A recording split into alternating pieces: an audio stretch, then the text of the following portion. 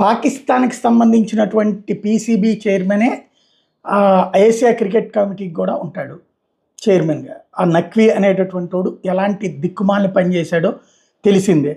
మొన్న వాడే కప్పు ఇవ్వడానికి రెడీ అయ్యాడు. ప్రపంచ చరిత్రలోనే కప్పు గెలిచి కప్పు గెస్ట్ కారణంగా తీసుకోనన్నటువంటి ఒక రికార్డు సృష్టించింది సూర్యకుమార్ యాదవ్ నేతృత్వంలో ఉన్నటువంటి భారత జట్టు. విజయం సాధించి కప్పు వాడుంటే తీసుకోమని వాడి చేతుల మీదుగా తీసుకోమంటే వేరే వాళ్ళ చేతుల మీదుగా నేను ఇవ్వను అనేటటువంటి ఒక పిడివాదంతో ఆగాడు.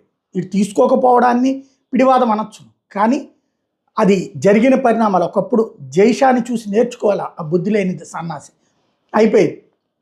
ఇప్పుడు వాడు చివరికి అక్కడ పాకిస్తాన్ పోతున్నాడు. ఇప్పుడు కూడా కప్పులు ఇవ్వాలి, అవి పట్టుకుని పోతున్నాడు.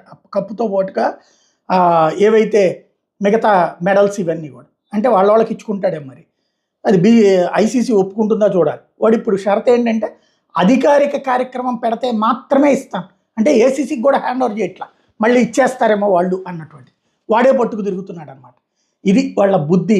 కుక్క బుద్ధి కూడా బాధ్యతతో ఉంటుంది, నక్క బుద్ధి అనమాట.